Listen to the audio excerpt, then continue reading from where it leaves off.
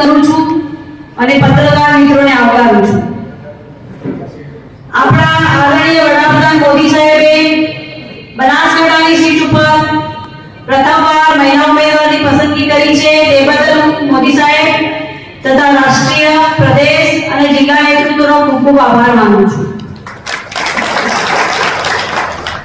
પ્રથમવાર મહિલાની પસંદગી કરી છે એ બનાસકાંઠા જિલ્લાની દરેક મહિલાઓનું ગૌરવ વધાર્યું છે, શિક્ષણની કદર કરી છે, માં સરસ્વતીની કદર કરી છે તથા એક મહિલાની કદર કરી છે।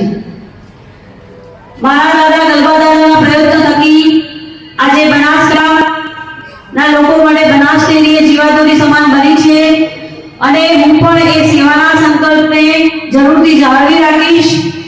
દાદાએ પોતાના પરિવારની ચિંતા નથી કરી, પણ બનાસકાંઠા જિલ્લાના દરેક સમાજના પરિવારની ચિંતા કરી છે અને એ જ રીતે હું સમાજના બનાસકાંઠા જિલ્લાના દરેક સમાજની ચિંતા કરી અને એમના સેવાના વારસાને જરૂરથી આગળ લઈ જઈશ।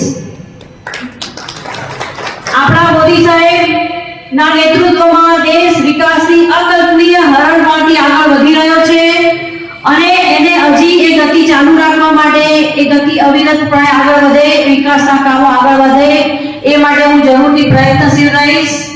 હમણાં આપણે છેલ્લે 2 મહિના પહેલા રામધૂન બોલાવી છે, રામધૂન ખાસ યાદ રાખવાની છે। મોદી સાહેબના વિકાસના કામોની ગણતરી કરવા જઈએ તો આખો દિવસ પણ ડૂબવો પડે। રામ મંદિરની સ્થાપના, રામ ભગવાને 500 વર્ષના સંઘર્ષ પછી, લાખો લોકોના બલિદાન પછી રામ મંદિરની પ્રાણ પ્રતિષ્ઠા થઈ।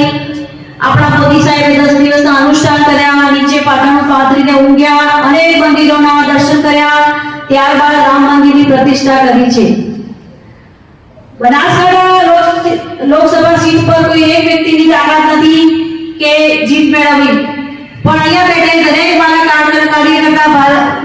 કાર્યકર્તા ભાઈઓ, બહેનો, વડીલો, તમે પોતે જ ઉમેદવાર છો, એ રીતે તમારે મહેનત કરવાની છે અને અત્યાર સુધી ન મળી હોય એટલી દિયોદર વતી વિજય ભીડ મેળવીને બનાસકાંઠાનો વિજય મેળવવાનો છે। બનાસકાંઠાનું નામ આપણે ગુજરાત થકી ભારતમાં વધારે આગળ લઈ જઈ શકાય એ મારા પ્રયત્ન જરૂરથી રહેશે। મોદી સાહેબ અને ભૂપેન્દ્રભાઈ પટેલ સાહેબ અને કેસાજી સાહેબના નેતૃત્વમાં દિયોદરમાં બહુ વિકાસના કામો થયા છે। એમાં જે પણ બાકી હશે, એમાં જે પણ કરવાના થતા હશે આગળ કામો કેન્દ્ર સરકારના અંતર્ગત અમારા, એમાં હું જરૂરથી પ્રયત્નશીલ રહીશ। તમારું વ્યક્તિગત કામ હોય, સામાજિક કામ હોય, દરેક સમાજનું કામ હોય, એમાં હું ખભે ખભો મિલાવી અને તમારી સાથે ઊભી રહીશ।